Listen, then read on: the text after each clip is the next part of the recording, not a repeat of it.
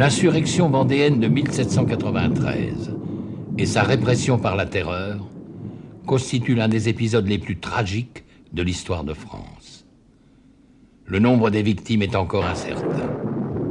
200 000, 400 000, 600 000. La Vendée continue d'interroger l'histoire.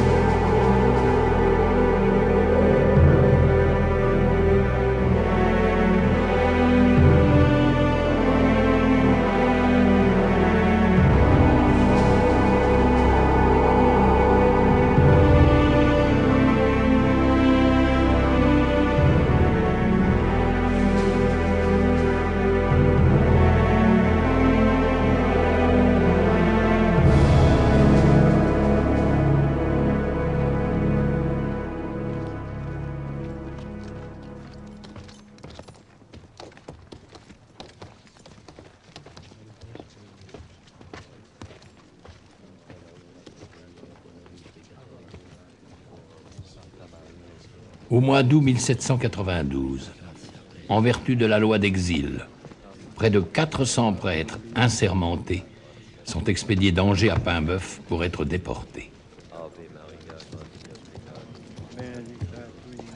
Leur crime, ils ont refusé le serment à la Constitution. Ils ont refusé de quitter l'Église.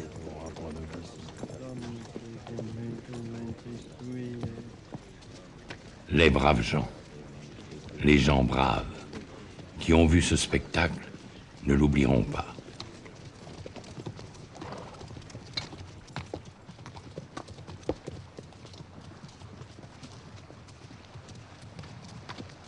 Après des débuts prometteurs, la grande révolution de 1789 commence à porter des fruits amers.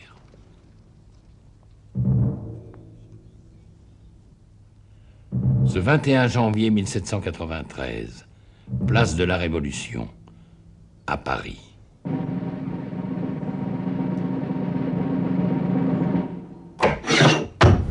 La tête coupée du roi est montrée au peuple, stupéfait, jeté en défi à tous les souverains d'Europe.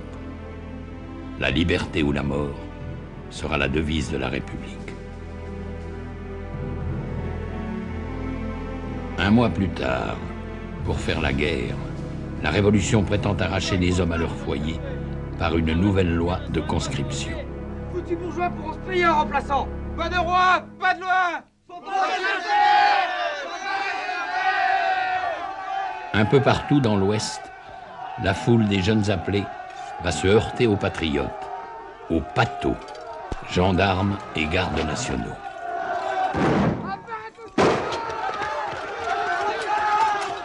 Et de proche en proche, dans 600 paroisses au sud de la Loire, les cloches vont se mettre à sonner le tocsin, appelant la population aux armes.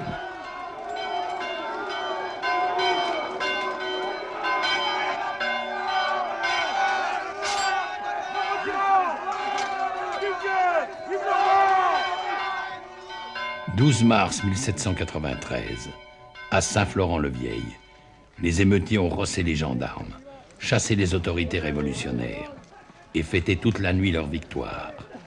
Mais le lendemain, ils ne savent que faire de leur pouvoir. Alors ils vont au village du Pin en Mauge, prendre conseil de l'un des leurs, qui s'est acquis une réputation de sage et de saint. Jacques Catelino, voiturier colporteur. Il a 34 ans, une femme et 5 enfants, pour lesquels il était en train de faire le pain.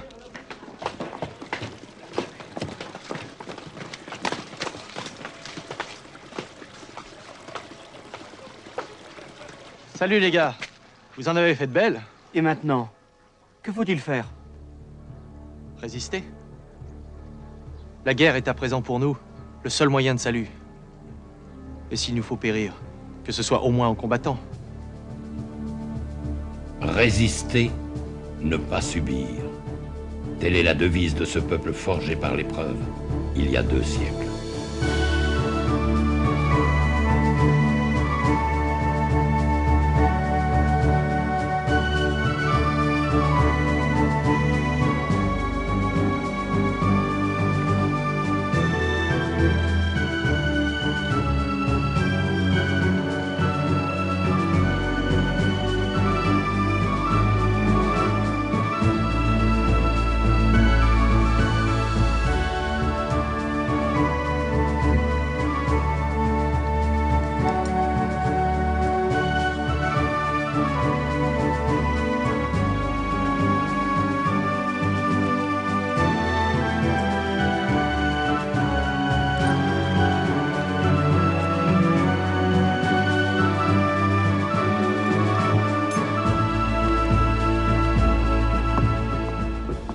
La bande de Catelino va s'unir à d'autres, et du 10 au 15 mars, les émeutes spontanées des conscrits vont tourner au soulèvement général d'une population excédée.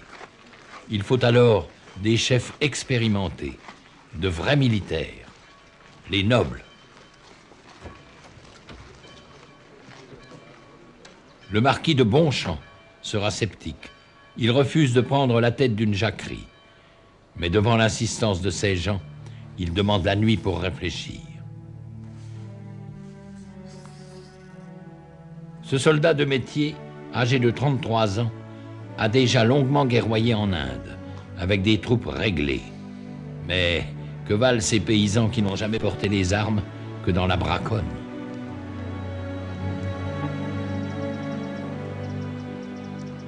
Ils vont au massacre, ils courent au martyre. Comment leur faire entendre raison alors que constamment dans la nuit arrivent les nouvelles exaltantes des victoires du petit peuple?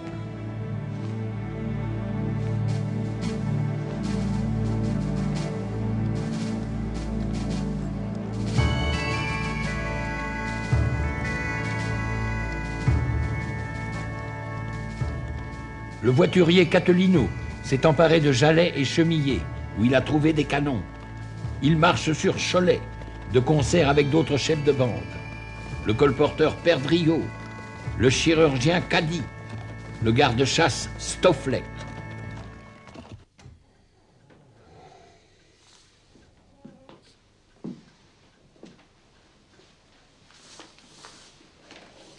Et nous, que faisons-nous? Que faisons-nous? Maurice Delbé m'a dit qu'il ferait ce que je ferais. Lui, son fils vient de naître. Faudrait-il attendre la naissance d'une autre? Prêcher la patience. Nous ne pouvons pas nous dérober, n'est-ce pas?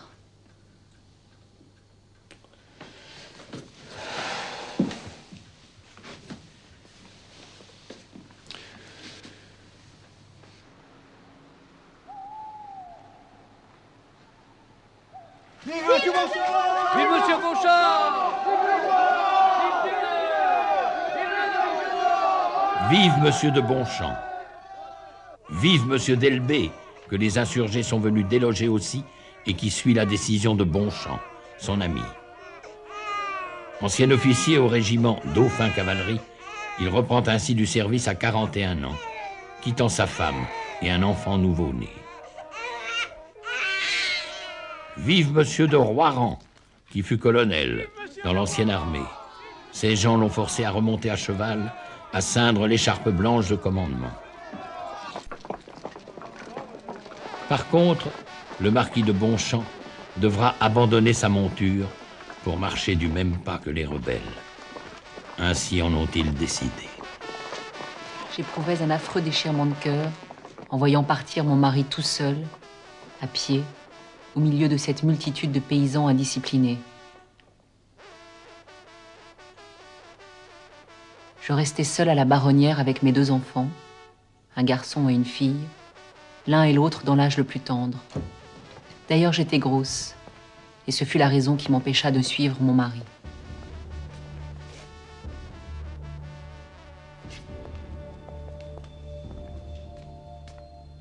Dès la première heure, bravant la peur et les convenances, des femmes ont rejoint l'insurrection, les armes à la main.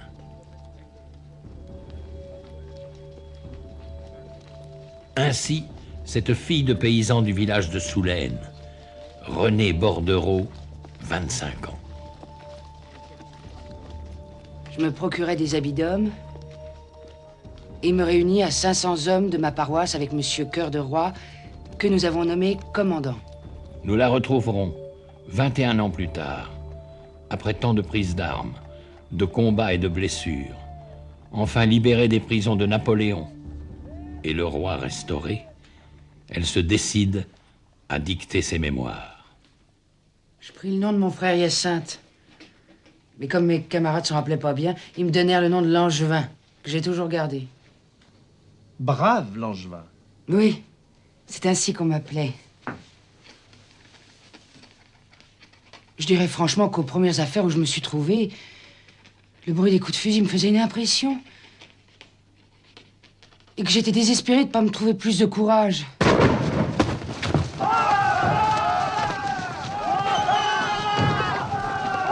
Je m'adressais alors à Dieu et je lui dis, bon Dieu, ne me donnerez-vous pas plus de cœur pour combattre vos ennemis?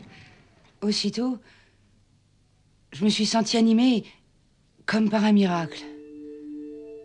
Je n'ai plus eu peur de rien. Et grâce à Dieu, le cœur ne m'a jamais manqué depuis. C'est ainsi que Langevin est devenu brave et vendéenne.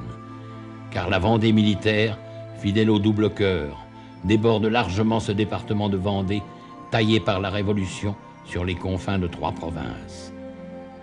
L'Anjou, du Val-de-Loire et des Mauges, d'où jaillit l'étincelle de cette insurrection qui va entrer dans la légende avec ses héros et ses saints.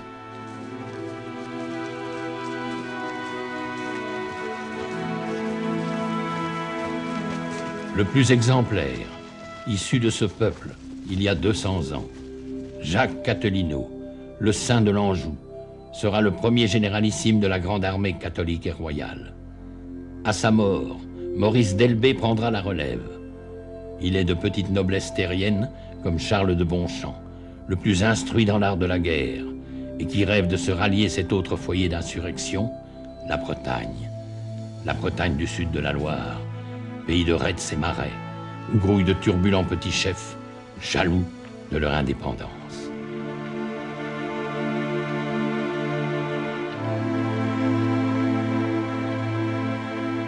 Un commandement unique aura du mal à s'imposer depuis ce modeste départ du chevalier Charette, quittant son manoir un soir pour devenir au fil des mois et des combats l'ultime symbole de la résistance vendéenne.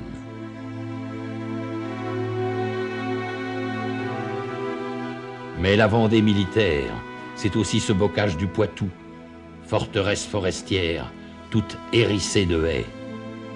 Il fut le premier à se soulever l'an passé, quelques jours après le 10 août 1792.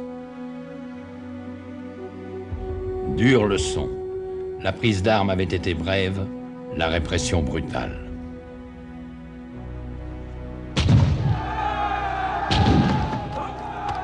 On comprend que ces Poitevins aient tardé à rejoindre l'insurrection de 93, avec à leur tête celui qu'ils appellent le Saint du Poitou, Louis-Marie de Lescure, flanqué d'un archange de 20 ans, son cousin, Henri de la Roche-Jacquelin, qui restera comme le dernier généralissime de la grande armée du roi et de la foi. Pour le moment, ce 19 mars 93, les gars de l'armée du centre marchent au combat en chantant une marseillaise de leur cru. Leur commandant est le vieux colonel de Roiran. Grâce à cette ruse de guerre, il s'approche assez près, dans le brouillard.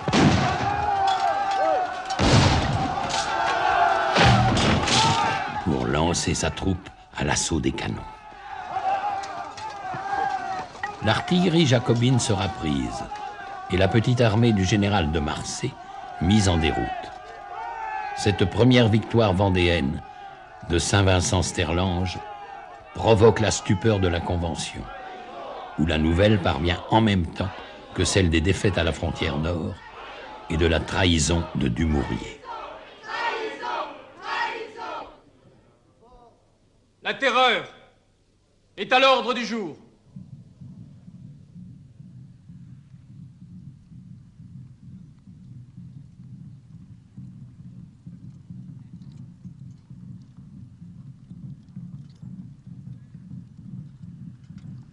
Pour une justice plus expéditive, on a créé le tribunal d'abréviation.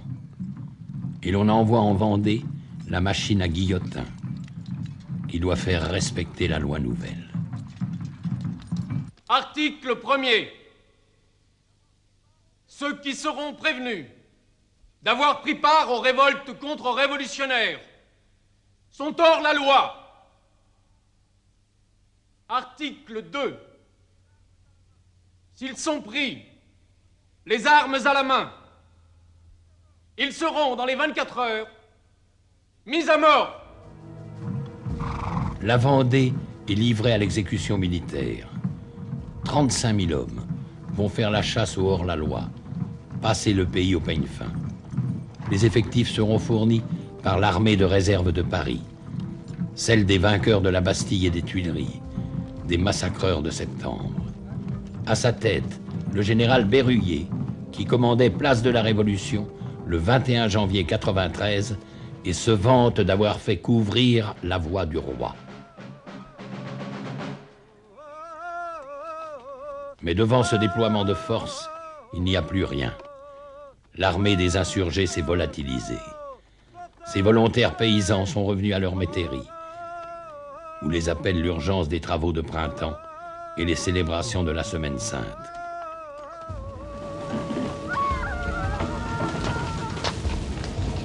En pleine trêve pascale, l'armée révolutionnaire va pratiquer la terre brûlée. Pour l'exemple, le premier village rebelle, La Barre, dans les Mauges, est livré aux flammes, et ses habitants au feu des pelotons. Sur la route de l'invasion, le pays sera mis à feu et à sang, villages et châteaux confondus.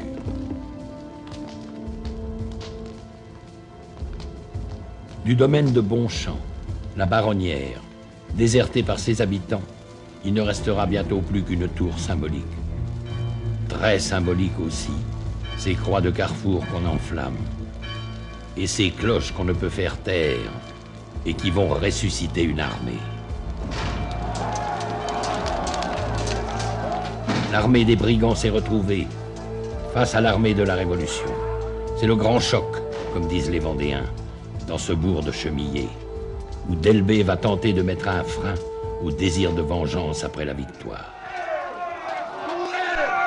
Assassin! Le général l'ordonne! Non! Je ne veux pas d'assassins pour soldats! Justiciers! Nous sommes des justiciers, mon général! Si nous les tuons pas, nous les retrouverons en face de nous! Ainsi nous ne serons jamais vainqueurs! Dieu ne nous demande pas de vaincre, il nous commande de combattre. Remercions-le aujourd'hui de nous avoir accordé la victoire. À genoux. Notre Père, qui êtes aux cieux, que votre nom soit sanctifié, que votre règne arrive, que votre volonté soit faite sur la terre comme au ciel. Donnez-nous aujourd'hui notre pain quotidien. Pardonnez-nous nos offenses comme nous pardonnons à ceux qui nous ont offensés.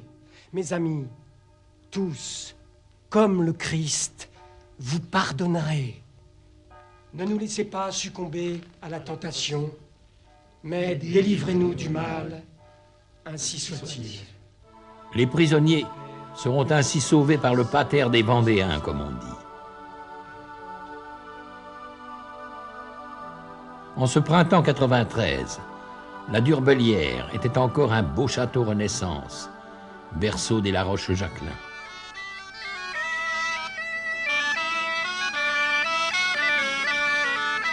Ce 17 avril 1793, les appelés de la région autour de Saint-Aubin de Bobigné viennent chercher le descendant des marquis de La Roche-Jacquelin, Henri, qui est touché lui aussi par la conscription républicaine et dont le père est retenu loin d'ici, dans ses plantations, aux îles.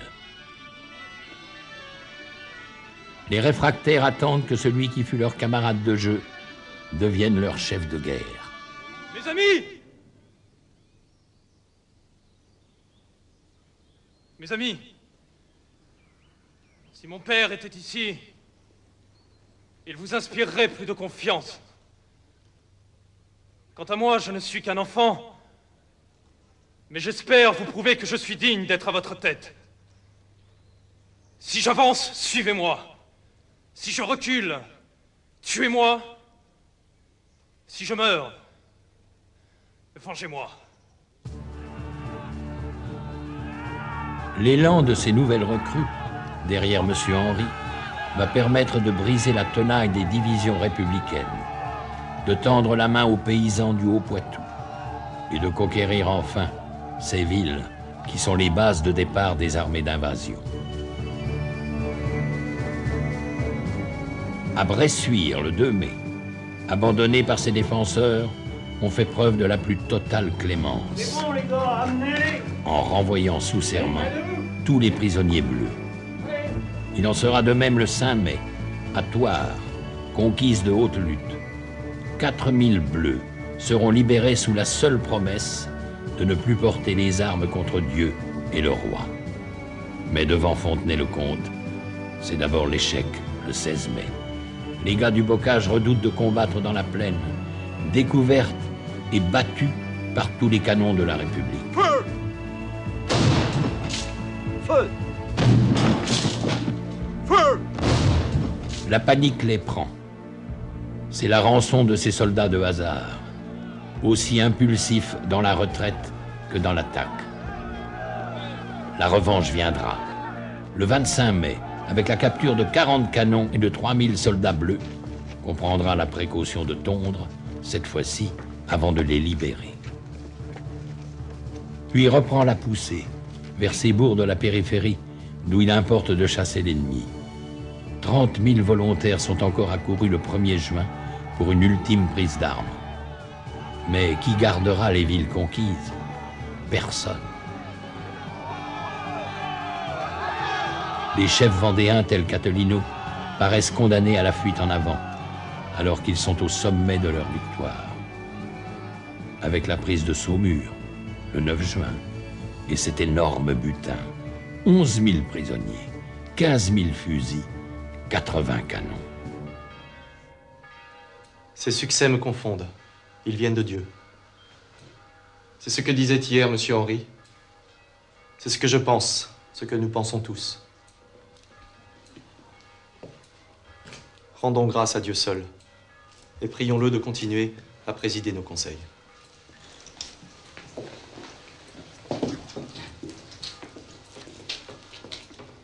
Pater Noster.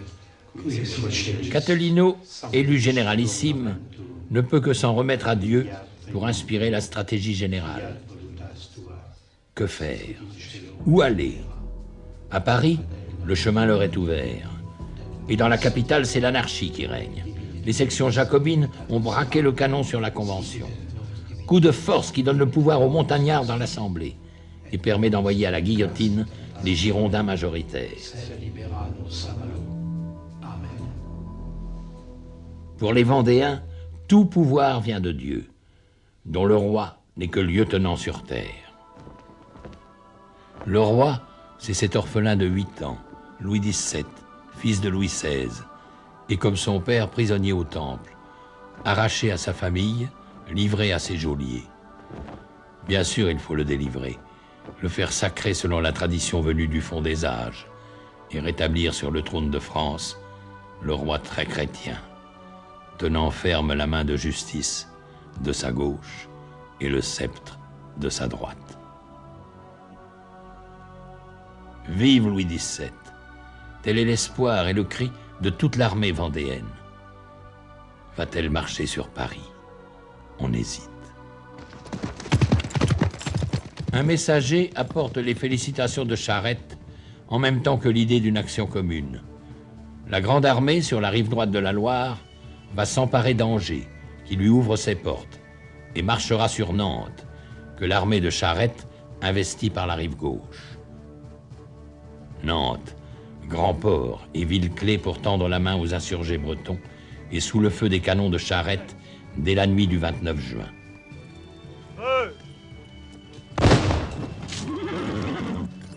Charette fait seul donner son artillerie, et il s'impatiente d'être sans nouvelles des autres divisions vendéennes.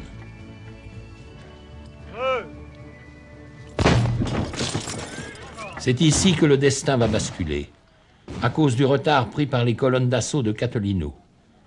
En milieu d'après-midi enfin, celui-ci est en vue de la cathédrale Saint-Pierre.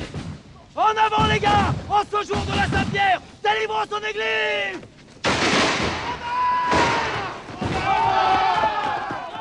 Un franc-tireur vise le général des brigands. Le saint de l'Anjou est mort. C'est le cri de la panique et le reflux vendéen.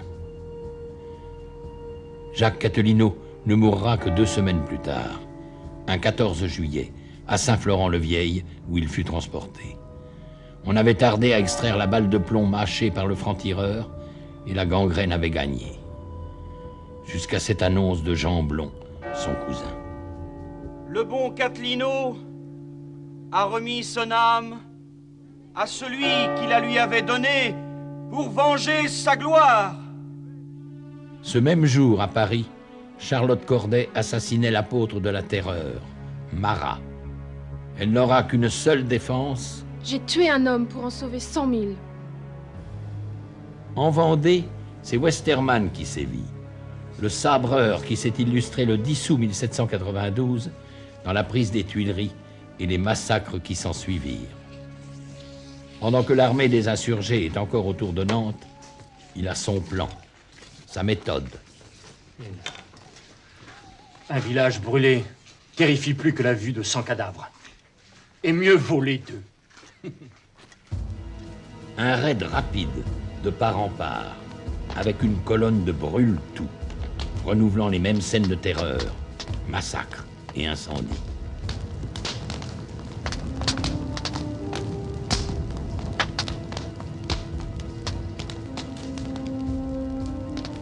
Le martyre de la Vendée recommence.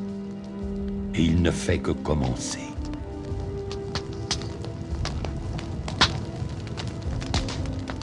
Brûler au passage le domaine de l'Escure est un évident plaisir pour celui qu'on surnomme le boucher de la Vendée. Il n'épargnera pas non plus le repère des La Roche-Jacquelin, la Durbelière, livrée aux flammes. À Châtillon, capitale des insurgés, À la République! Westermann peut arroser sa victoire Prosit! avec sa légion germanique. Loin d'imaginer que les divisions vendéennes sont en train de rameuter à marche forcée. Vos brigands! Surpris, les Bleus seront culbutés, chassés, et Westermann ne devra son salut qu'à la vitesse de son cheval. Autre étonnante victoire des brigands, à Villers, le 18 juillet. Pendant que leurs généraux élisent un successeur à Cattolino, le grand choc est tel que les Bleus y laissent leurs étendards. Et la honte en rejaillit jusqu'à la Convention qui met une nouvelle fois hors la loi l'exécrable Vendée. La Vendée! Et encore la Vendée! Voilà le chancre qui dévore le cœur de la République! C'est là qu'il faut frapper! Détruisez la Vendée et la patrie sera sauvée! Détruisez la Vendée et Valenciennes n'est plus à l'Autrichien! Détruisez la Vendée et l'Anglais laissera Dunkerque en paix! Détruisez la Vendée et l'Espagne se verra conquise! Détruisez la Vendée et Lyon ne résistera plus! Il faut exterminer cette race rebelle! Brûler leurs forêts! Couper leurs récoltes! Enlever leurs troupeaux!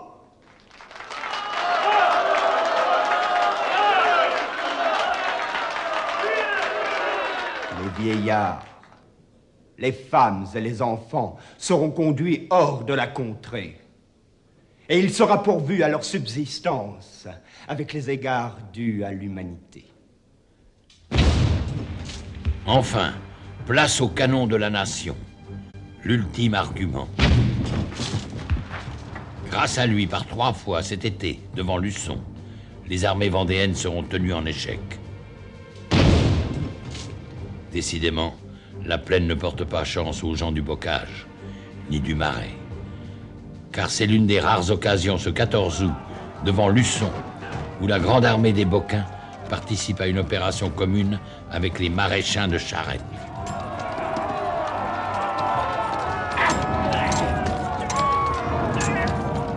L'émulation est grande et combien dangereuse. C'est à qui fera assaut de la plus folle témérité, quitte à mettre en péril toute une stratégie d'ensemble. Et jusqu'au bout, la cavalerie devra se battre pour sauver de la déroute les divisions vendéennes. Brave Langevin en était. Mon cheval fut blessé 3 fois. Et l'on me crut morte moi-même, ayant reçu une balle au-dessous de l'oreille, dont j'éprouve encore bien des douleurs quand il fait mauvais temps. Aujourd'hui, on peut vous l'extraire. Laissez-moi faire. Le roi saura reconnaître ses bons serviteurs. Laissez faire le ciel. Nonobstant, mon cheval me passe à la rivière. Et aussitôt de l'autre côté, il tomba mort. L'ennemi nous poursuivant depuis 3 lieues en plaine, nous avons perdu environ 2000 hommes. Quant à Charette, il est le dernier à couvrir la retraite. Il ne sera pas dit que j'ai abandonné un de mes hommes. Monte!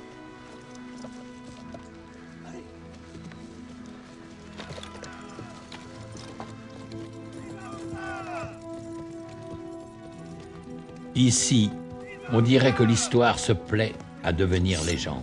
Vive le roi, messieurs! Ce chevalier blanc face aux hussards de la mort. Cependant, Charette n'aura pas le dernier mot.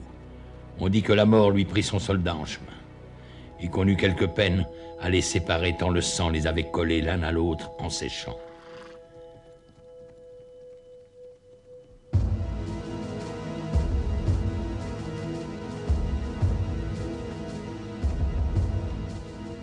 Début septembre, la Convention va pouvoir expédier à l'Ouest ses meilleures troupes, des soldats de métier.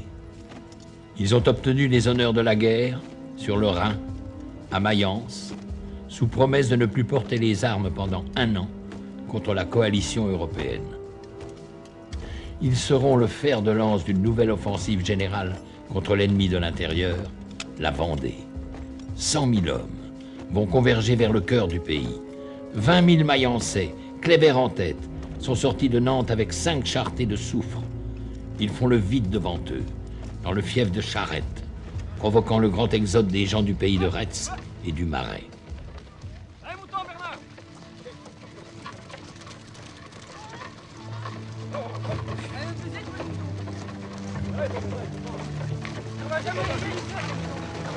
Troupeaux, chariots, femmes et enfants, vieillards, forment de longues colonnes refluant vers l'est, vers les pays du Bocage, où l'on espère stopper l'invasion. Mais tous ces réfugiés ne peuvent que gêner les manœuvres de Charette. Battu 7 fois en des combats de retardement, le brave chevalier lance un appel au secours à la grande armée catholique et royale, auquel celle-ci va répondre.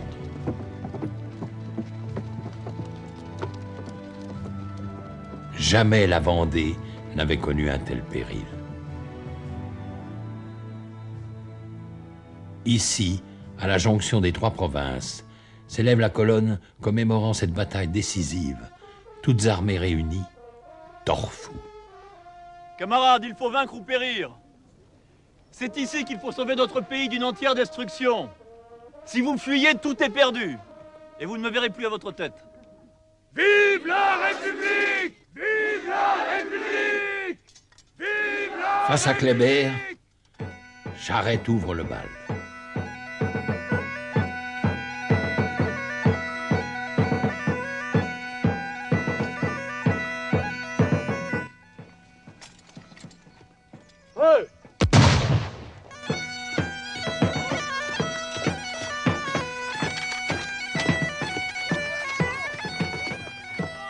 À portée de canon, La tactique vendéenne est de se ruer avant que l'adversaire ait eu le temps de recharger les pièces. Sinon, c'est le canon qui mène la danse.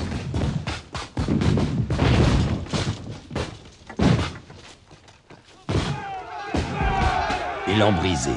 En fin de journée, on verra refluer les plus braves. Mais les femmes sont là, autour des chariots de l'Exode. C'est elles qui font honte aux batailleurs. Elles qui les ramènent au combat.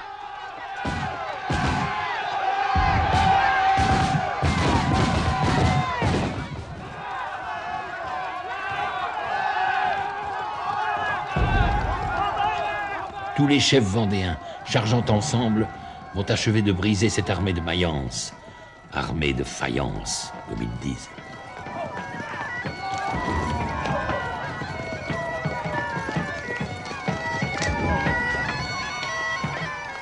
La bataille de Torfou marque l'apogée des victoires vendéennes. Et l'armée d'invasion serait anéantie sans le sacrifice au pont Bousset du bataillon de Saône-et-Loire protégeant la retraite des Mayençais. Et ceux-ci reviendront. Les forces de la République sont inépuisables et sans merci. Malheur aux vaincus. Malheur au Vendéen vainqueur qui rentre chez lui et n'a plus rien. Ah!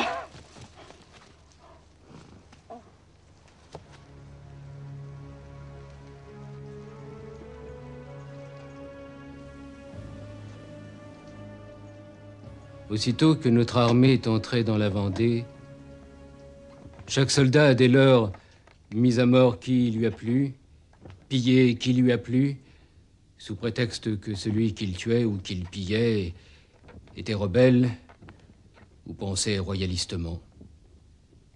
Aucune peine n'a été portée. Aucune précaution n'a été prise pour réprimer ou modérer l'ardeur du sang et du pillage.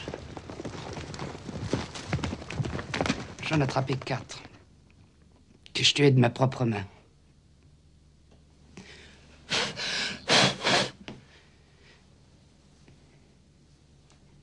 L'un d'eux avait un enfant de 6 mois, enfilé dans sa baïonnette avec 2 poulets.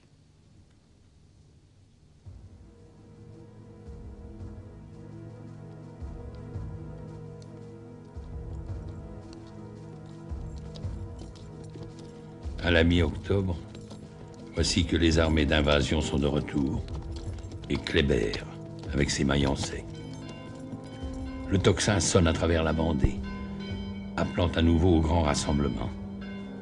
Mais Charette fait cavalier seul en s'attaquant à Noirmoutier. Et Talmont prépare une tête de pont sur la Loire, alors que le gros des armées de la Convention se concentre autour de Cholet.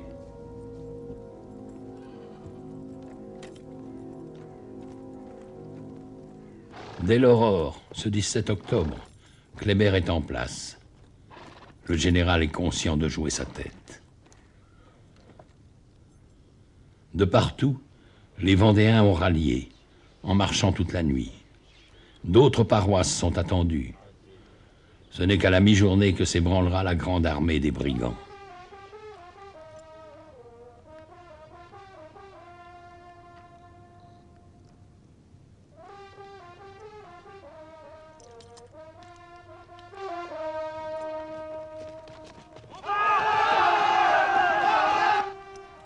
Aux côtés de Kléber, le représentant de la Convention, Carrier, commence à trouver le temps long. Laissez passer le citoyen représentant! Il tuera après la victoire! Ruse de guerre. Un certain général Marceau va démasquer ses batteries au dernier moment.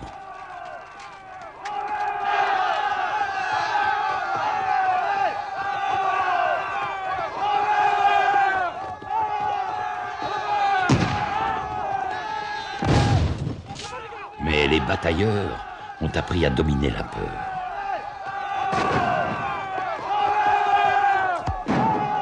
Et c'est alors Kléber qui perd patience. Là-bas! Là-bas! Ordre d'attaque! L'armée de la Révolution manœuvre toujours selon l'ancien règlement, comme à la parade. C'est au contact des Vendéens qu'elle apprendra la terrible efficacité de l'armée en masse. Pour l'heure, elle va fondre sous le tir des chasseurs paysans. Et Kléber, en fin de journée, n'aura plus d'autre réserve qu'un maigre bataillon, le 109e, flanqué de sa fanfare.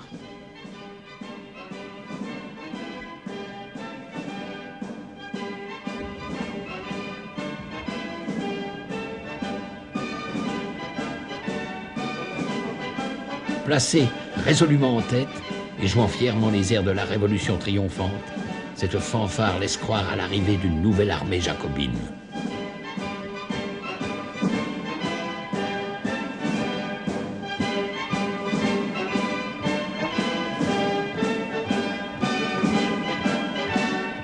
À la Loire! À la Loire! La panique s'est emparée des arrières de l'armée vendéenne, qui n'a plus que le fleuve pour repli, et qui retraite en désordre avec une foule de civils, mais non sans emmener ses blessés, nombreux.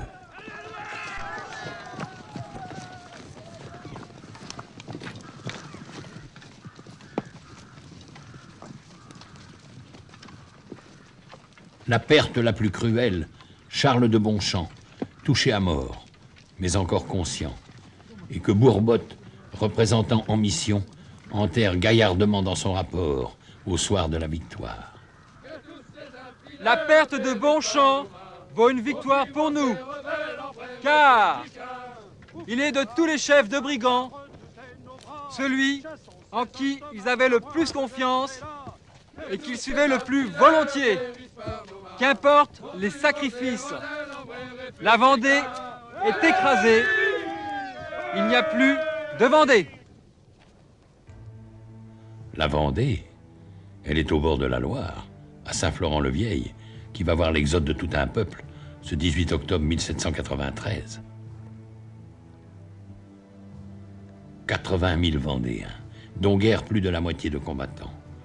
Le reste, ce sont les femmes, les enfants, les vieillards, population terrorisée, et qui devra passer le fleuve en 24 heures, avec seulement 25 barques. Nous nous rendîmes à Beaupro, et dans la même nuit à Saint-Florent, où nous passâmes le fleuve le 18 octobre, avec bien de la peine, n'ayant ni pont ni bateau. J'ai passé mon cheval à la nage. Dans ces conditions, que faire des prisonniers? Pourquoi ne pas les fusiller comme le font toujours les Bleus? Avant de passer, nous avons mis en liberté 5000 prisonniers, pour qui M. de Bonchamp avait demandé grâce. C'est lâche ennemi de la nation. Honte à ce qui se dit ici, épargner plus de 4000 des nôtres.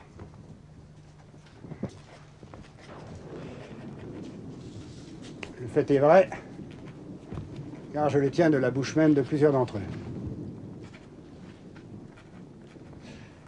Quelques-uns se laissaient toucher par ce trait d'incroyable hypocrisie. Je les ai pérorés, et ils ont bientôt compris qu'ils ne devaient aucune reconnaissance aux brigands.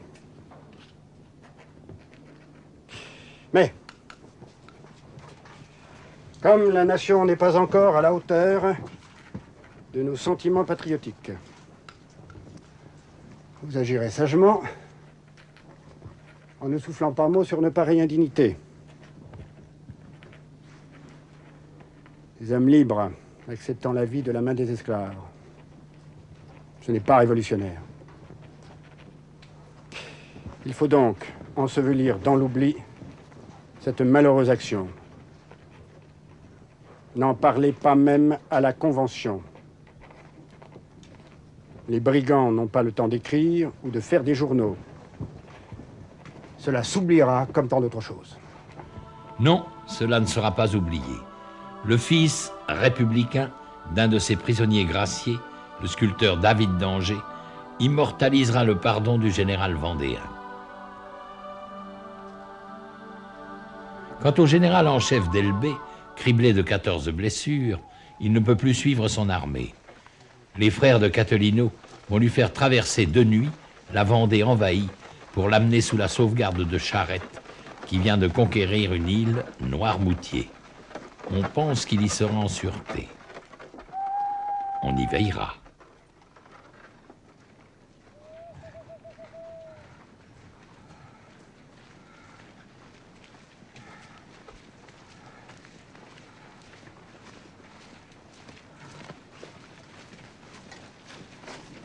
Reste à élire un nouveau généralissime pour conduire outre-Loire cet exode.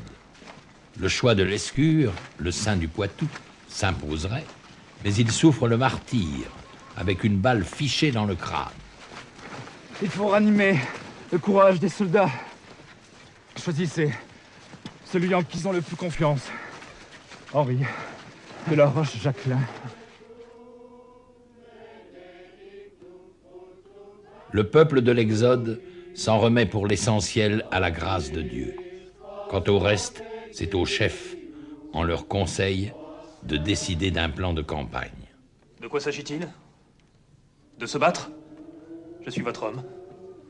Mais je n'ai ni expérience, ni talent, et je n'ai que 21 ans. Alors, laissez-moi mener les hommes au combat, mais décidez vous-même. Où aller? Que faut-il faire? Où les mener? Je sais que nos gars redoutent de s'éloigner de chez eux, qu'il faut les ramener le plus tôt possible au pays.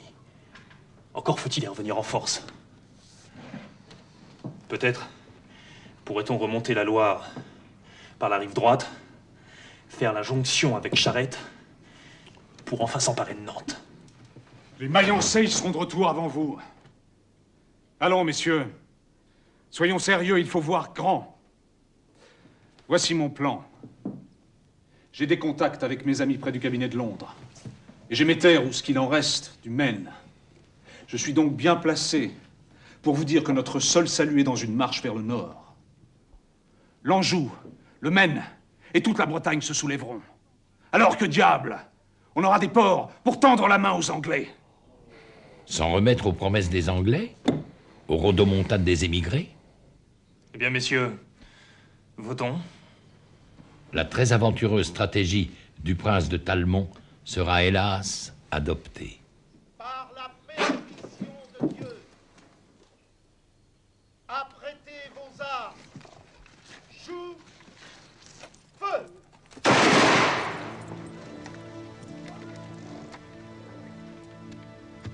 Tout un peuple va s'offrir en sacrifice, à l'exemple de son Dieu crucifié.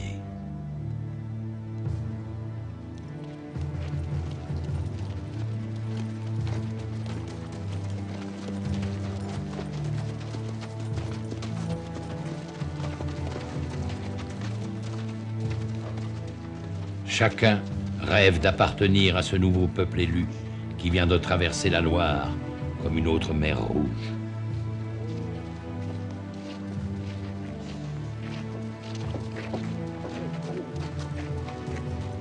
Avec les bandes de Chouans, du Maine et de Bretagne qui les rejoindront en chemin, ils seront ainsi près de 100 000 à piétiner sur les routes de l'Exode dans une absurde et tragique aventure qu'ils ont eux-mêmes appelée la Grande Virée de Galerne, du nom du vent d'Outre-Loire, vent de nord-ouest, vent des tempêtes et des naufrages.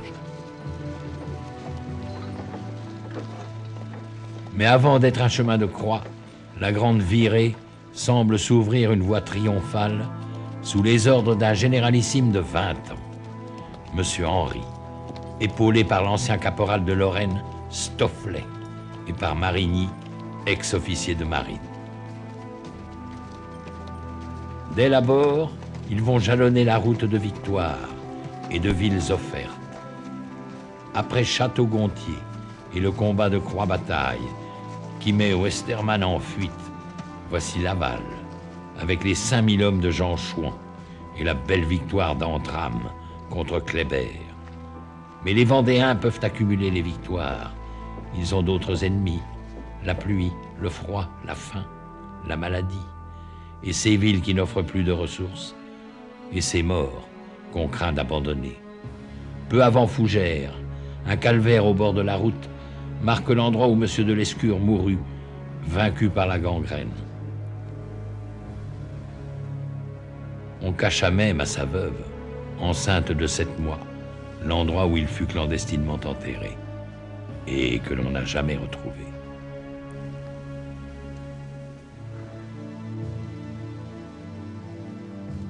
Vers quelle terre promise M. Henri va-t-il encore poursuivre cet exode, sans autre issue que des victoires sans lendemain et le débouché sur une mer incertaine?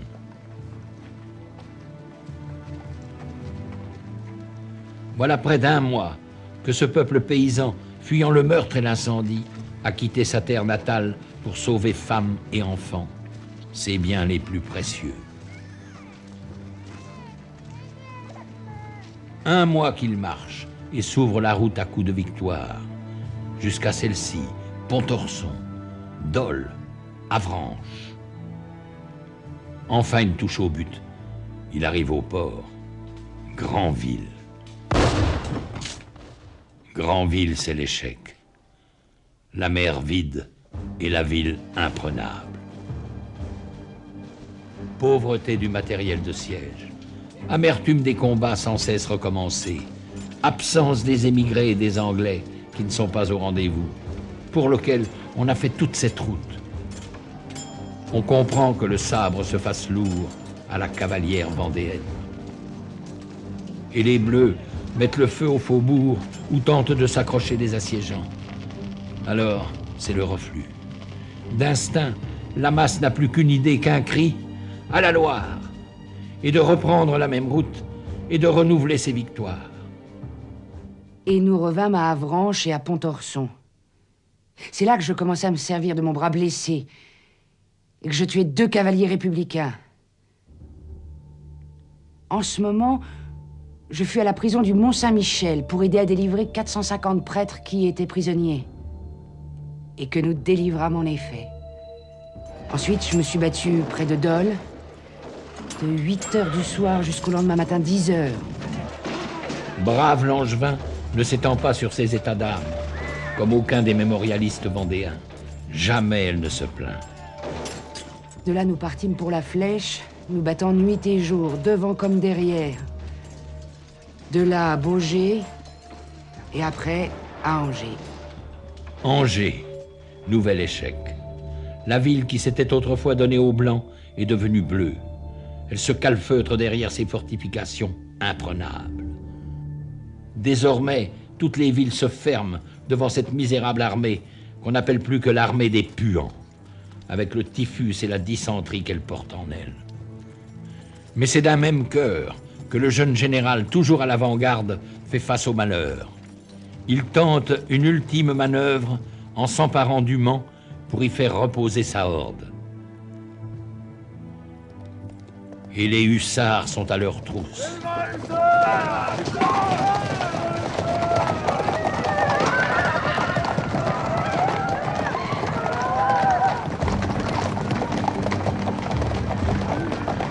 Toutes les divisions de la République accourent à la curée, avec des chefs de meute qui s'appellent Westermann, Kléber ou Marceau.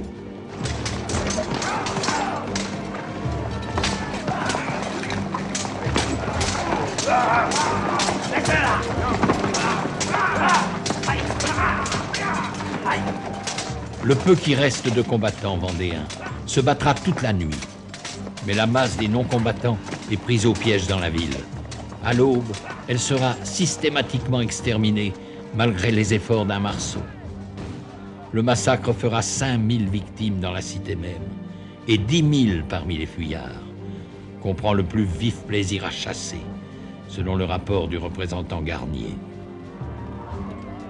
On chasse les Vendéens comme des bêtes fauves, et le nombre de ceux qu'on tue équivaut à ceux qu'on fait prisonniers. Dans l'espace de 14 lieues de chemin, il n'est pas une toise où l'on ne trouve un cadavre étendu.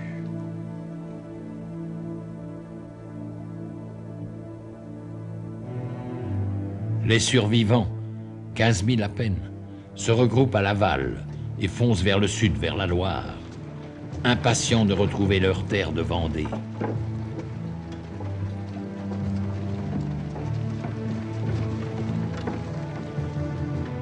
Mais la Loire est gardée.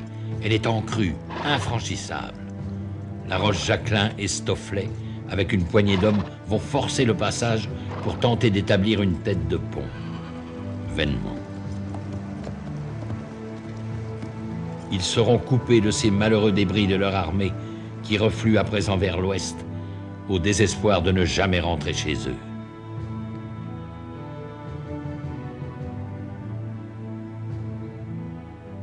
Au terme du dernier Alali, ils vont aboutir au bout du monde, dans les marais de Savenay. Pitoyable armée de fantômes, ils sont encore 5000 morts vivants. Après 2 mois de combats et de marches incessantes, 1 millier de kilomètres parcourus, avec en conclusion de ces longues souffrances, l'ultime sacrifice dans la boue d'un étang.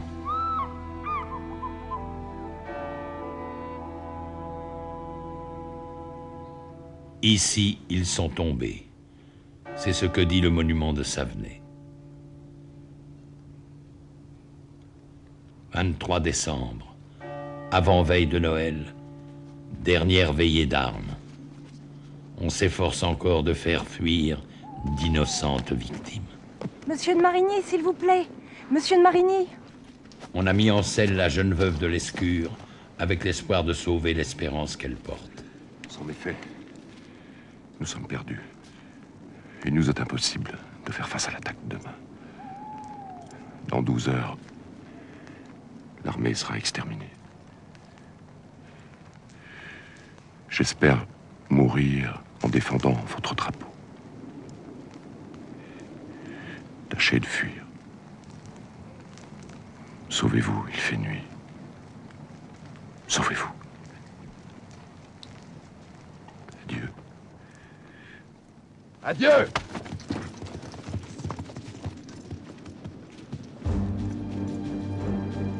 Ce dernier drapeau du royaume des Lys était une robe de la marquise.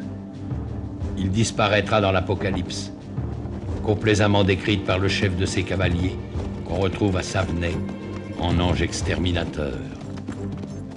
Westermann. Il n'y a plus de Vendée. Elle est morte, sous notre sabre libre, avec ses femmes et ses enfants. Je viens de l'enterrer dans les marais et les bois de Savenay. J'ai écrasé les enfants sous les pieds de mes chevaux, massacré les femmes qui n'enfanteront plus de brigands. Je n'ai pas un prisonnier à me reprocher. J'ai tout exterminé. Le bonheur de Westermann n'est pas celui d'un autre général, Marceau.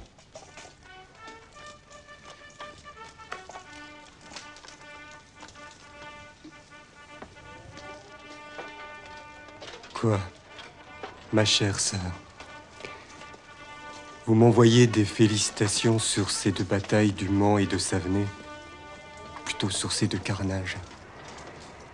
Et vous voudriez avoir les feuilles de nos lauriers? Ne songez-vous pas qu'elles sont tachées de sang humain, de sang français? Je vais porter les armes contre l'étranger.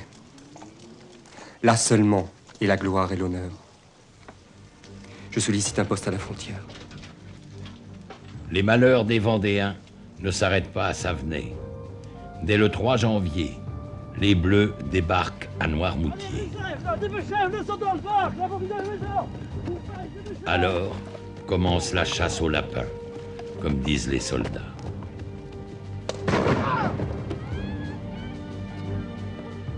Surprise, la garnison royaliste qui occupait le fort a capitulé sous promesse de vie sauve. 1500 hommes dans cette cour. On s'empresse de les passer par les armes. Reste le généralissime d'Elbé, avec ses 14 blessures. Il est incapable de se tenir debout. Qu'importe, il sera fusillé dans un fauteuil, avec 2 de ses amis et le général républicain qui commandait Noirmoutier quand Charette s'en empara.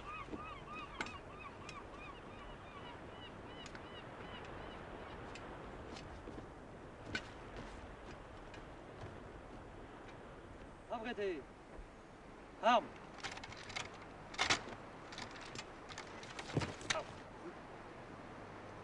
En joue. Feu. Le fauteuil du supplice s'est conservé jusqu'à nos jours. Jean-Baptiste Carrier, commissaire aux armées et proconsul à Nantes, est un esprit inventif. Voilà le 9 novembre ce qu'il proposait à ses collègues de la Convention. Vous avez à délivrer le pays d'un chancre qui le dévore. Le poison est plus sûr que toute votre artillerie. Faites empoisonner des sources d'eau. Empoisonnez du pain que vous abandonnerez à la voracité de cette misérable armée de brigands. Et laissez faire les faits. Vous avez des espions parmi ces soldats du pape qu'un enfant conduit. Lâchez-les avec ce cadeau et la patrie est sauvée. Vous tuez les soldats de la Roche-Jacquelin à coups de baïonnette, tuez-les à coups d'arsenic. Cela est moins dispendieux et plus commode.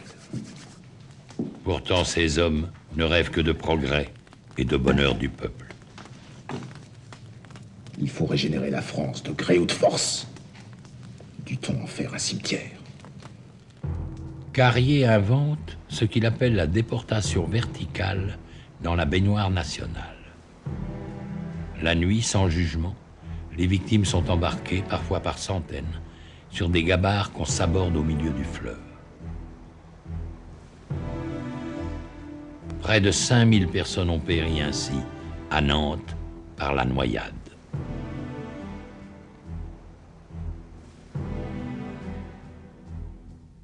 Mais c'est en Vendée qu'est la racine du mal. Sur le terrain, le général en chef Turreau va mettre en œuvre un plan d'extermination qu'il définit dans un ordre du jour à ses troupes. Tous les brigands qui sauront trouver les armes à la main ou convaincus de les avoir prises seront passés au fil de la baïonnette. On agira de même avec les femmes, filles et enfants qui seront dans ce cas. Les personnes seulement suspectes ne seront pas plus épargnées. Tous les villages, métairies, bois, genêts et tout ce qui peut être brûlé sera livré aux flammes. Tes mesures nous paraissent bonnes et tes intentions pures. Extermine les brigands jusqu'au dernier. Voilà ton devoir, lui écrit la Convention. Messieurs, grâce à vous, dans 15 jours, il n'y aura plus en Vendée ni maison, ni vivres, ni habitants.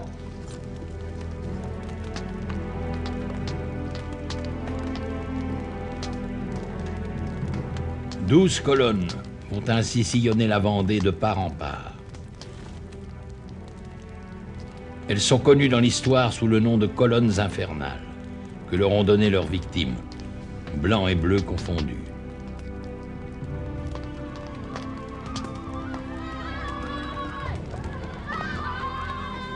Tout Vendéen est bon à tuer.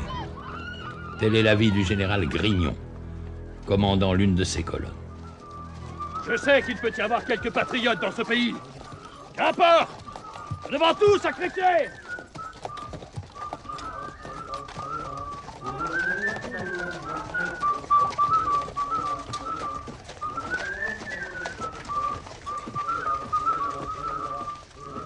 Chaque soir, les courriers vont porter au général Turreau les rapports de ses brigadiers. Brave Grignon. Vous voyez ce qu'il écrit en bref de la journée d'hier. J'ai brûlé et cassé les têtes comme à l'ordinaire. Le général Crouzat, éclairage et chauffage réunis, je me suis chauffé très amplement ce matin. Et commère, sans doute pour éprouver le tranchant de son sabre, je coupe les enfants en deux. L'imbécile. Il ne faut pas écrire cela. Jamais. On écrivait beaucoup dans le camp des sans-culottes. Le citoyen Morel fait un rapport dénonçant les errements de la colonne commandée par le général Hamet, dont il est le guide.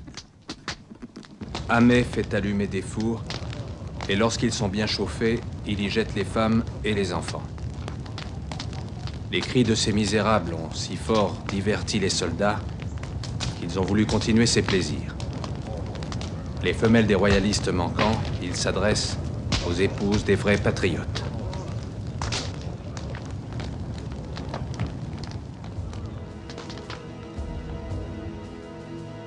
Toutes les paroisses de Vendée payèrent leur tribut de ruines et de martyrs.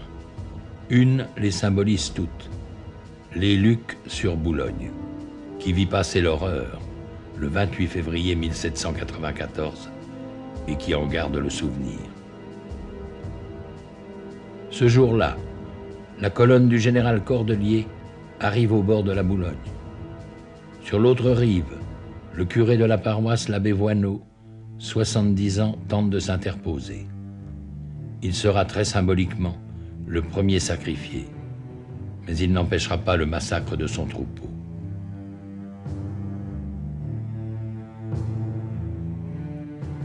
Sur les lieux de l'ancienne église, qui fut livrée aux flammes avec la population qui s'y était réfugiée, une chapelle commémorative garde les noms de 563 personnes identifiées, dont 147 enfants, parmi lesquels 22 n'avaient pas 2 ans.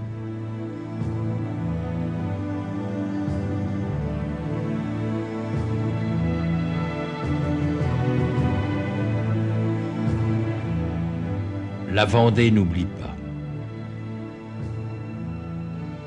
Elle n'oublie pas ces morts innombrables qui partout, jusqu'au plus profond des bois, ont porté témoignage en sanctifiant sa terre.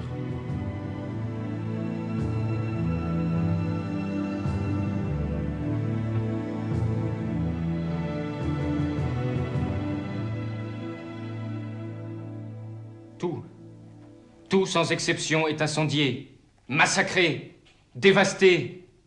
Des villes, des bourgs, des villages habités par des patriotes ont disparu. Et le fer a achevé ce que la flamme épargnait. Fils d'un député montagnard à la Convention, Marc-Antoine Julien, 18 ans, a été dépêché de Paris à Nantes par le Comité de salut public. Il expédie directement ses rapports à Robespierre. Celui-ci restera impassible, mais il rappelle Carrier. Et le fer achevait ce que la flamme épargnait. C'est ainsi qu'on a ressuscité la Vendée. Elle était finie par la prise de Noirmoutier. Ils l'ont recréée en forçant les paysans, dont un grand nombre rapportaient leurs armes, à se réunir aux brigands pour éviter la mort. Replié dans son marais, Charette n'a pas suivi la grande virée de Galerne. Le voilà bien seul à présent, devant la pression des armées terroristes. Je sais que certains d'entre vous veulent me quitter pour entrer dans leur maison ou se cacher dans les bois. Je leur prédis à tous une mort de lâche, égorgés dans leur lit ou derrière les buissons. Mourir pour mourir, autant mourir en brave. Sonnez, Vezou!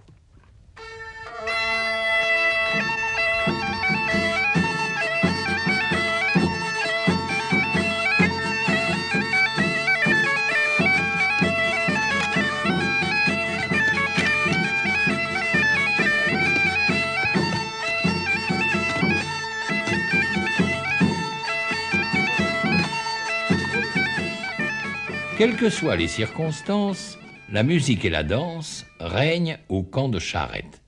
Celui-ci s'en fait un point d'honneur. Il n'en est pas de même avec les quelques rescapés de la Grande Armée qui ont réussi à repasser la Loire et à rallier leurs anciens chefs, Henri de La Roche-Jacquelin et Stofflet, eux-mêmes réfugiés au fond des forêts, constamment traqués, et passant difficilement entre les mailles des colonnes infernales qu'ils guettent et punissent parfois.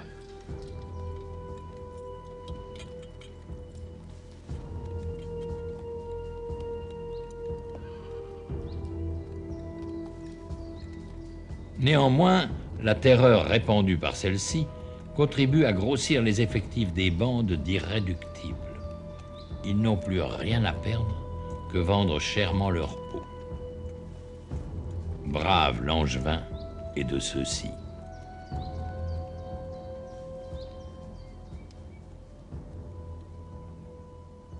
Ils vinrent pour nous trouver dans la forêt. Et ne pouvant nous découvrir, ils dirent que c'était une fausse alerte que leur avait donnée leur guide. Et ils le tuèrent. Et le mêlèrent au massacre de 25 hommes et femmes qu'ils égorgèrent dans le bourg de la Jumelière. Nous vîmes partout le sang des malheureuses victimes.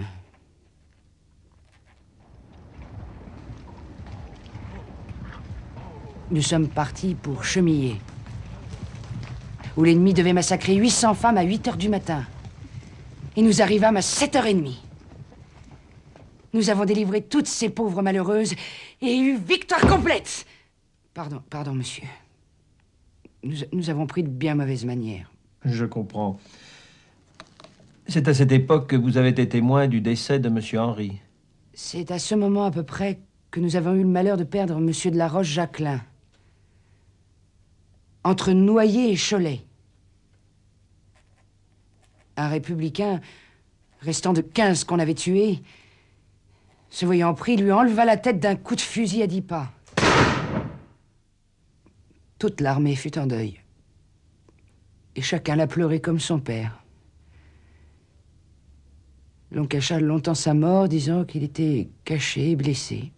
Il fut enterré clandestinement par Stofflet, dont on dit qu'il le défigura à coups de sabre, pour que les Bleus ne puissent l'identifier.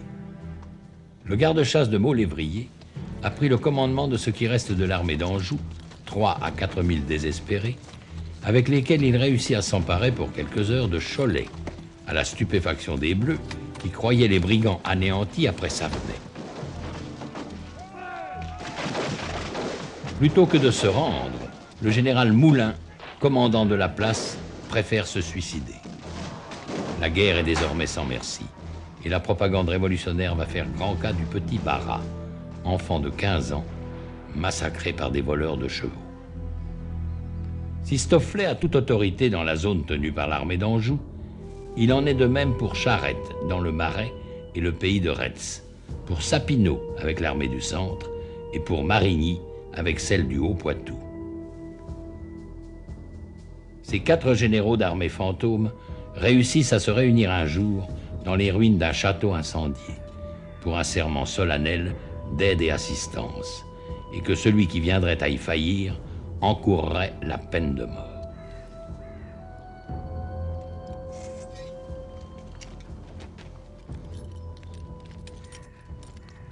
Héros réchappé du massacre de Savenay, Marigny va jouer les fortes têtes et gravement faillir à la rescousse. À l'instigation de l'abbé Bernier, il sera condamné, Stofflet promu au rôle de justicier, mais il ne se trouvera pas un Vendéen pour se charger de l'exécution. Oh, ils sont foutus s'ils tireront sur les nôtres. Il faudra faire appel aux transfuges étrangers.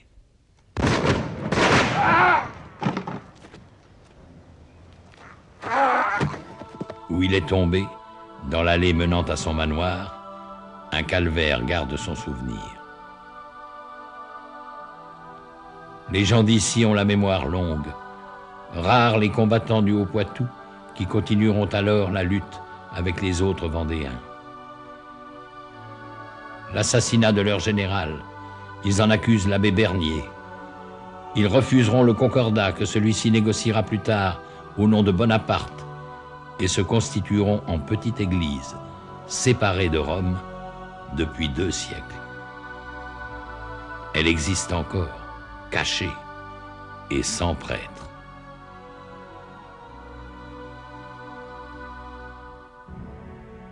Mais en ce milieu d'année 1794, c'est la guillotine qui est encore à l'ordre du jour. La terreur qui triomphe partout en France, les charniers innombrables, la mort omniprésente et les factions qui s'entretuent, derrière le masque impassible de celui en qui s'incarne la Révolution, Maximilien Robespierre. Jusqu'à ce coup de pistolet, le 9 Thermidor, qui met fin à la dictature de l'incorruptible et renvoie ses amis à la guillotine à leur tour. En Vendée, Turreau a été destitué, en même temps qu'est abandonné son système des colonnes infernales. Charette peut se refaire une santé. On dit que nous sommes du passé. C'est faux. Nous sommes la jeunesse du monde. Il répond aux avances que lui font les nouveaux maîtres de la Convention en déléguant l'un de ses lieutenants, Dupérat, pour mener des pourparlers d'égal à égal avec le général en chef Canclos et le représentant en mission, Ruel. Si la Vendée reconnaissait la République une et indivisible, on pourrait s'arranger facilement pour la suite. Mais enfin...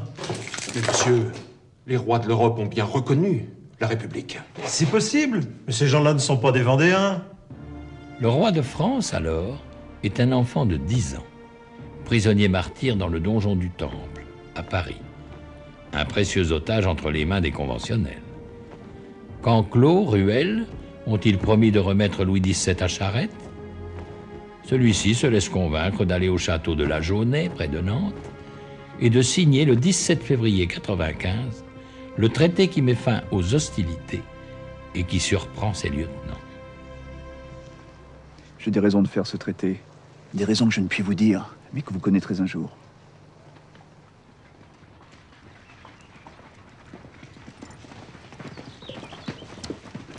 Entre Stofflet et Charette, l'entente n'est jamais facile. Prévenu trop tard des pourparlers de paix, Stofflet n'arrivera à la Jaunais qu'après la signature du traité, qu'il dénonce à sa manière. Vive le roi et merde à la République!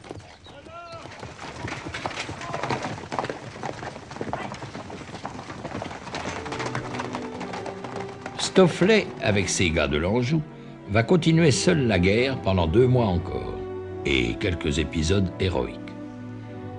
Il devra finalement s'incliner. C'est dans un lieu prédestiné à Saint-Florent-le-Vieil qu'il signera à son tour la paix, à la grande satisfaction de Hoche. La France n'offre plus qu'un peuple de frères. Drôle de paix. Malgré les conventions, brave Langevin sera arrêté sans ménagement par les gendarmes. Enfin, on me mena au département. Dans la première chambre où j'entrais, je fus très mal reçu.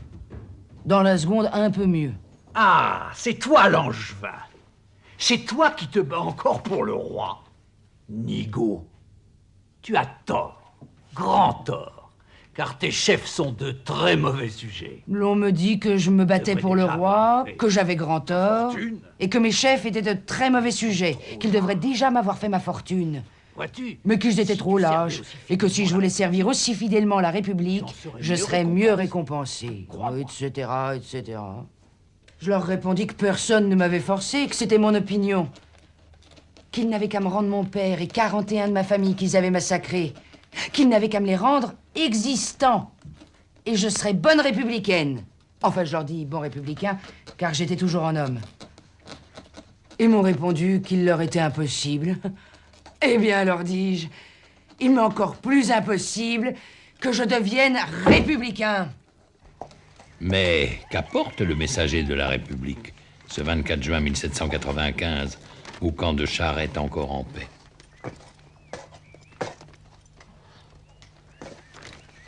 Arrêtez ces hommes, désarmez-les et menez-les en prison. La nouvelle de la mort de l'enfant roi, l'ordre de livrer les armes ou l'annonce de Quiberon? Messieurs, à cheval, la guerre recommence. La guerre, c'est le débarquement par la flotte anglaise à Quiberon de quelques contingents d'émigrés auxquels les insurgés bretons, les chouans de Cadoudal, vont tendre la main. Équipée folle, où l'on voit des blancs porter le rouge des Anglais.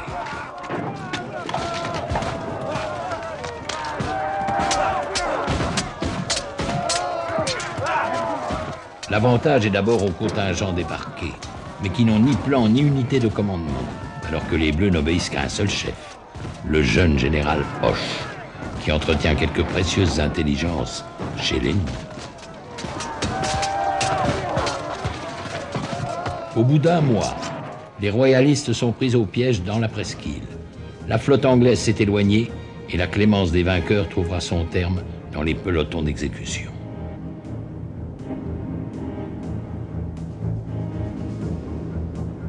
Hoche arrive en Vendée avec l'auréole du pacificateur, précisément au moment d'une nouvelle levée d'armes commandée par Charette.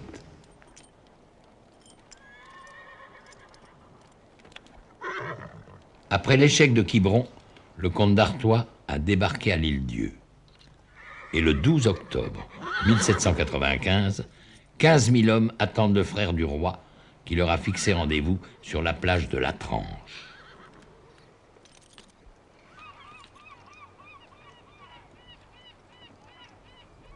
Un prince, enfin, vient se mettre à la tête des soldats du roi.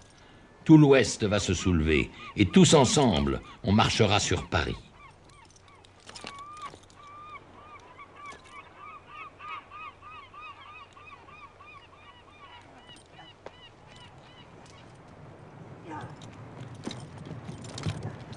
Charette se dirige vers une vedette qui semble escorter un messager.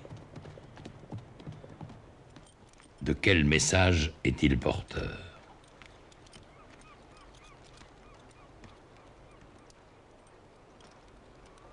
Le prince ne peut débarquer. Le prince ne viendra pas. Le prince s'en retourne en Angleterre. Comment ces braves vont-ils le prendre? Monsieur, allez dire au prince qu'il m'envoie mon arrêt de mort. Vous me voyez aujourd'hui avec 15 000 hommes. Demain, je n'en aurai plus 300. Il faut fuir ou périr. Je périrai. Charette est perdu. Il le sait. Son armée sera bientôt réduite à quelques centaines d'irréductibles face aux 40 000 soldats de Hoche, face à une nuée d'espions et de belles espionnes. Mais Charette se joue des femmes traîtresses et des colonnes mobiles. Pendant plus de 5 mois, avec une poignée de fidèles, il tient encore en échec la République.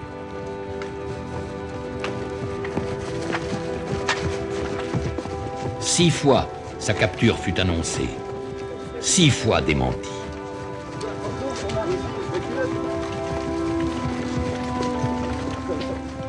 Cependant, la Vendée est lasse, exsangue, désenchantée, désespérée.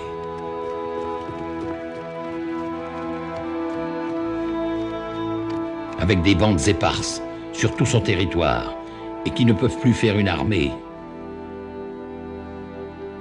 Stofflet, de son côté, respecte le cessez-le-feu de Saint-Florent. Mais il ronge son frein, hésitant à répondre aux vœux des princes, aux exigences de l'honneur. Ce 26 janvier 1796, après l'anniversaire du martyre du roi, il lance enfin l'appel aux armes, sans illusion. Allons, puisqu'il le faut, allons à l'échafaud! Vive le roi! Vive le roi! Vive le roi! 400 hommes se sont encore levés pour le dernier combat. Il ne durera pas plus d'1 mois. Jean-Nicolas Stofflet, Lorrain, soldat à 16 ans au régiment du Lyonnais, général vendéen, va voir le piège se refermer sur lui. À la ferme de la Saugrenière, où se tenait une réunion d'état-major sur l'initiative de l'abbé Bernier, celui-ci s'échappera. Mais Stofflet, blessé, sera capturé et fusillé le lendemain 25 février à Angers. Vive le roi quand même! Vive le roi!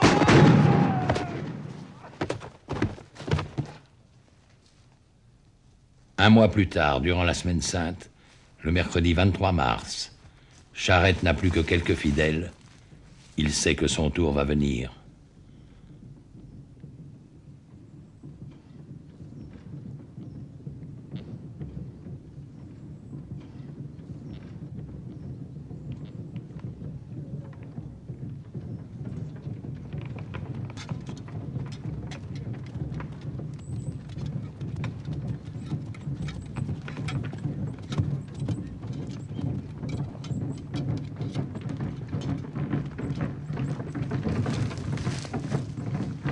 Charette est cerné, mais ce n'est pas la première fois.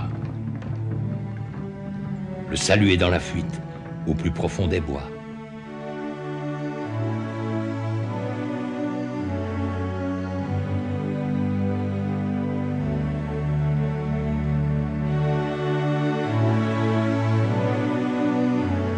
Une fois encore, il va berner les bateaux, et toute la France applaudira le roi de la Vendée.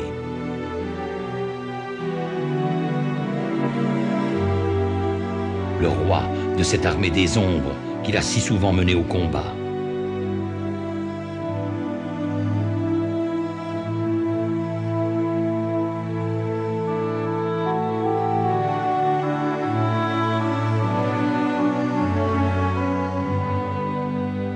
Le roi des brigands, dont la tête est mise à un si haut prix.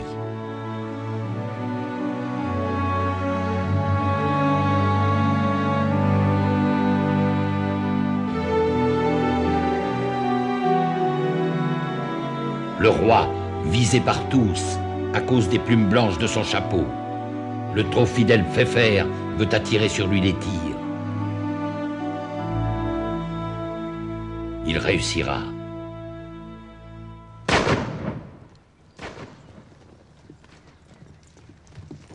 Ainsi, le général Travot va-t-il douter de sa capture? Qui es-tu? Mon général, tenez-le ferme. C'est notre homme. Où est Charette? Il est là. C'est bien vrai? Oui, foi de Charette. Que d'héroïsme perdu. Monsieur, rien ne se perd.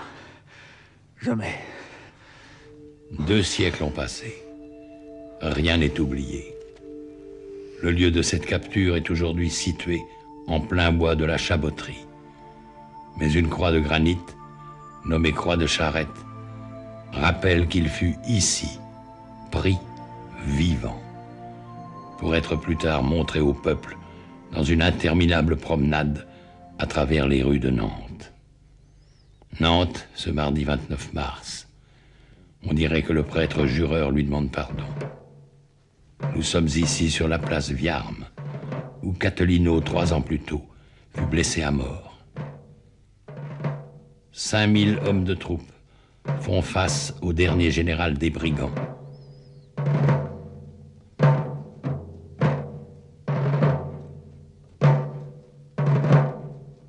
Selon sa volonté, les officiers bleus le laissent commander lui-même le tir en baissant la tête.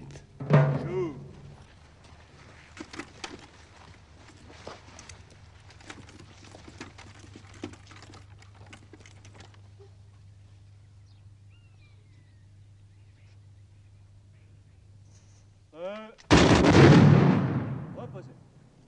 Armes.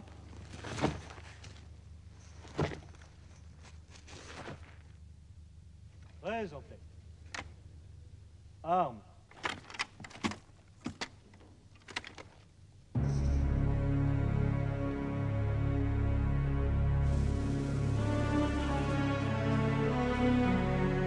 Un plâtrier fut autorisé à prendre un moulage de cette tête si souvent mise à prix. Charette avait 33 ans. Il léguait à tous sa fière devise: combattu souvent, battu parfois, abattu jamais.